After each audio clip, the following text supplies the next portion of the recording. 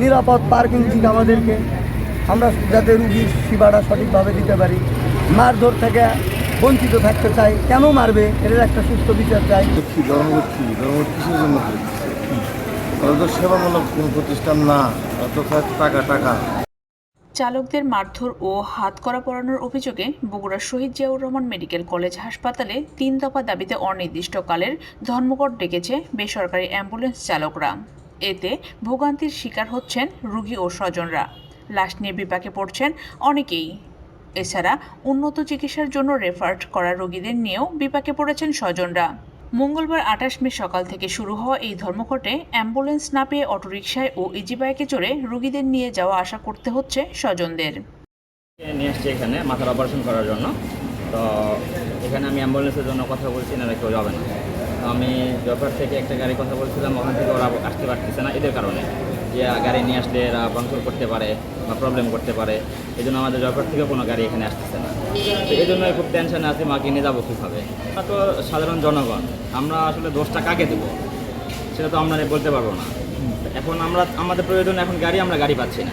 মানুষের সেবা যদি মন ভাব থাকে, তাহলে ধর্মঘট মানুষের সেবা করার যদি ইচ্ছা তার মনের ভিতরে থাকে, তাহলে ধর্মঘটগুলো ধর্মঘট কিসের জন্য তাহলে তো সেবামূলক কোনো প্রতিষ্ঠান না, অত টাকা টাকা।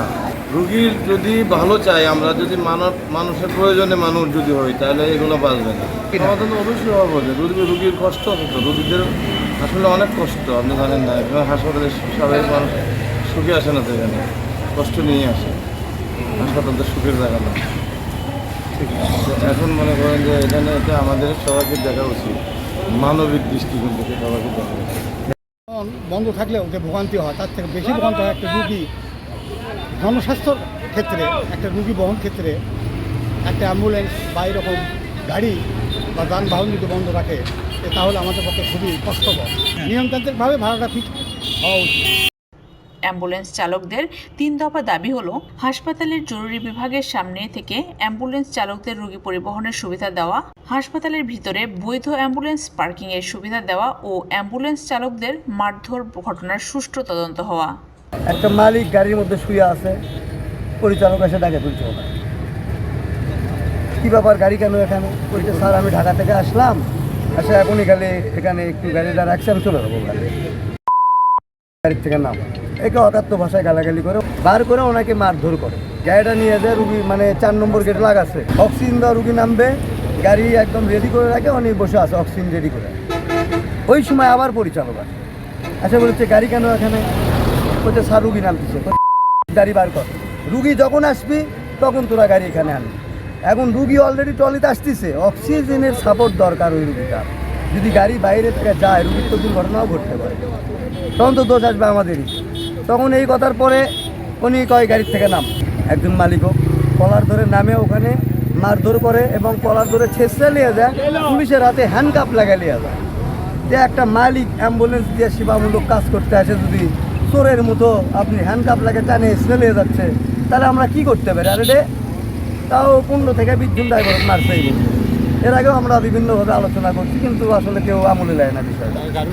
ওনার কায়দাটা সিস্টেমটাই আলাদা, গুন্ডামো কায়দা, ডাইরেক্ট আছে লাঠিচার্জ। নিরাপদ পার্কিং ঠিক আমাদেরকে, আমরা যাতে রুগীর সেবাটা সঠিকভাবে দিতে পারি। মারধর থেকে বঞ্চিত থাকতে চাই, কেন মারবে এর একটা সুস্থ বিচার চাই। সিএনজি দিয়ে পার্কিং ভরা, অথচ অ্যাম্বুলেন্স ভিতরে গেলেই মারধর করছে, কারণ কি? আমরা কিসের জন্য যাই ওখানে? রুগী তোলার জন্য অথবা ডেড বডি তোলার জন্য। সে আসে জিজ্ঞেস করে না, আসে ড্রাইভারের নামে নিয়ে মারধর করে, অকথ্য ভাষায় গালিগালাজ করে। এটা তো আমরা সবসময় আর মানতে পারি না। আমরা অধৈর্য হয়ে গেছে, আমরা অধৈর্য হয়ে গেছি, মালিকরা অধৈর্য হয়ে গেছে। আমরা নিজেরাই মালিক, নিজেরাই কিন্তু ড্রাইভিং করি। সুতরাং আমরা আর এই নির্যাতনের শিকার আর হব না। সব মালিকের কথা, আমরা গাড়ি বন্ধ করে দেবো। 13-14-তে আমরা সেবা দিচ্ছি, ফ্রি সার্ভিস দিচ্ছি, এবং প্রতিবন্ধীদের জন্য শুধু জ্বালানি খরচটা নিয়ে আমরা ওই যে রুগীরা পাঠাচ্ছি। তারপরে মুক্তিযোদ্ধাদের জন্য হাফ ভাড়া নিচ্ছি। তা আমরা কোথায় ইয়ে করলাম সেটা আমাদের ধরুক, আসে বলুক যে তোমরা এই অপরাধ করছো, এই জন্যই তোমাদেরকে ইয়ে করা হচ্ছে। 70 থেকে 80টার গাড়ি আছে, সব বন্ধ থাকবে। সরকারের কাছে আমরা ইয়ে করতেছি, এটা ব্রিগেডিয়ার স্যার কেন আমাদের প্রতি এইরকম নির্যাতন করে? আমরা সাধারণ ড্রাইভার, আমরা এখানে পেটের দায়ে এখানে আমরা দিনরাত 24 ঘন্টা রুগীদের সেবা দেওয়ার জন্য আমরা এখানে থাকি। এই যে আজকে ধর্মঘট, এই ধর্মঘটের পক্ষে আমরা না, এখানে ধর্মঘট হওয়ার কারণে আমাদের ক্ষতি। যেখানে আমাদেরকে জরুরি সেবা দিচ্ছে মাননীয় প্রধানমন্ত্রী, 999 অন্তর্ভুক্ত আমরা, রাতের 1টা নাই 2টা নাই 24 আওয়ার্স আমরা এই সেবা দিয়ে থাকি। ফোন দিলেই আমাদেরকে শুয়ে থাকি, ঘুমায় থাকি, যেখানে থাকি আমাদেরকে সেখানে পৌঁছান লাগে। ওনার ফ্যামিলির থেকে শুরু, উনি কি সেবা নেয় না? ওনার প্রতিবেশী সেবা নেয় না? ওনার কোনো আত্মীয় স্বজন কি সেবা নেয় না? উনি কি বলতে পারবে এটা? পার্কিং করে আছে 1700 বর্গমিটার পার্কিং, আমাদের কোনো পার্কিং সুব্যবস্থা দেয়নি। অ্যাম্বুলেন্স চালকদের মারধর ও ধর্মঘটের বিষয়ে জানতে চাইলে সজিমেক হাসপাতালের উপপরিচালক ডাক্তার আব্দুল ওয়াদুদ বলেন, অ্যাম্বুলেন্স চালকদের হাসপাতাল প্রাঙ্গণে ঘন্টার পর ঘন্টা জটলা পাকানোর সুযোগ নেই।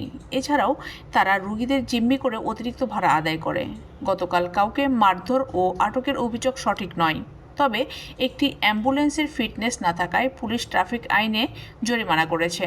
তিনি আরও বলেন, হাসপাতালের বাইরে অ্যাম্বুলেন্সগুলো না চললেও সরকারি অ্যাম্বুলেন্স দিয়ে রোগীদের সেবা দেওয়া হচ্ছে বলে দাবি কর্তৃপক্ষের। 1200 শয্যার বগুড়া সজিমেক হাসপাতালে প্রতিদিন ধারণ ক্ষমতার চাইতে দ্বিগুণ রোগী বিভিন্ন ওয়ার্ডে ভর্তি থাকে।